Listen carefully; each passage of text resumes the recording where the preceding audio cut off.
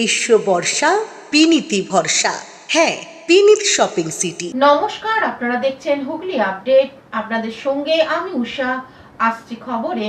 মহামান্য আদালত ও হুগলি চুঁচুড়ার পৌরসভার আদেশ অমান্য করে চুঁচুড়া কামারপাড়ার এক অসাধু ব্যক্তি প্রাক্তন উপপৌরপ্রধানের জমি দখল করছে।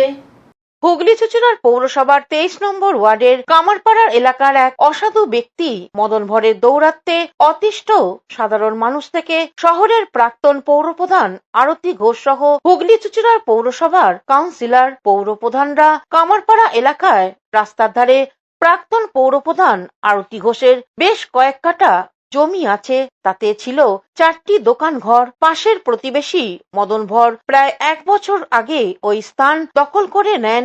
আরতি দেবী থানা ও আদালতে দ্বারস্থ হন। আদালতে কেস চলছে। পৌরসভা কাজ বন্ধ করার নির্দেশ দিয়েছেন, কিন্তু ওই মদন ভর শনিবার ও রবিবার ছুটির দিনে পাঁচিল তুলেছেন এবং জেসিবি মেশিন দিয়ে কাজ করছিলেন। স্থানীয় মানুষদের ভুল বুঝিয়েছেন উনি নাকি কোর্টে জিতেছেন। আজ স্থানীয় কাউন্সিলরের তৎপরতায় পৌর প্রধানের নির্দেশে কাজ বন্ধ করতে বাধ্য হন। পৌর কর্তৃপক্ষ কাজ বন্ধ করতে নির্দেশ দেন। আমরা অফিসে আমাদের ইঞ্জিনিয়ার সাহেব শুভদীপ বেরার সঙ্গে দেখা করতে বলেছি, আর আমাদের ওপর থেকে ইনস্ট্রাকশন আছে কাজ বন্ধ করে দেওয়ার জন্য, তাই কাজ বন্ধ করতে হবে অফিসে।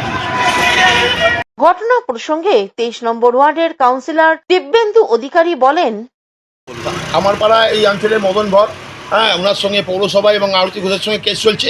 কেস এখনও মেটেনি, আমাদের কাছে কোনো কাগজ নেই। উনি জোর করে কাজ করতে হয়েছে। আমরা পৌরসভায় কমপ্লেন করেছি, পৌরসভায় এসে ওনার কাজ বন্ধ করতে বলেছে এবং সমস্ত কাগজপত্র নিয়ে পৌরসভায় দেখা করতে বলেছে। বেশকজিবার চলবে, আইনের মতো চলবে। বেশকজিবার পুলিশের সামনে হবো, পুলিশের কাছে যাবো এবং উনি অ্যারেস্ট হবে। বেশকজিবার করা যায় না। হুগলি থেকে চন্দনা দত্তের রিপোর্ট, হুগলি আপডেট। মেমারিতে রেল স্টেশনে কাটা পড়ে মৃত্যু হলো এক যুবকের। পূর্ব বর্ধমানের মেমারি রেল স্টেশন সংলগ্ন এলাকায় রেলে কাটা পড়ে এক যুবকের মৃত্যুকে কেন্দ্র করে চাঞ্চল্য ছড়ালো। 3-1-151 শিয়ালদহ বর্ধমান লোকালের ধাক্কায় ওই যুবকের মৃত্যু হয় বলে জানা গিয়েছে। মৃত যুবকের নাম দীপু রায়, বাড়ি মেমারি সুরেরপুকুর পাড় এলাকায়। ঘটনাস্থলে স্থানীয় বাসিন্দারা ছুটে আসেন। খবর পেয়ে সেখানে মৃতের পরিবারের সদস্যরাও। মৃত দীপু রায়ের দিদি মঙ্গলা রায় জানান, বাড়িতে প্রায় অশান্তি লেগেই থাকতো। আমার নাম মঙ্গলা রায়।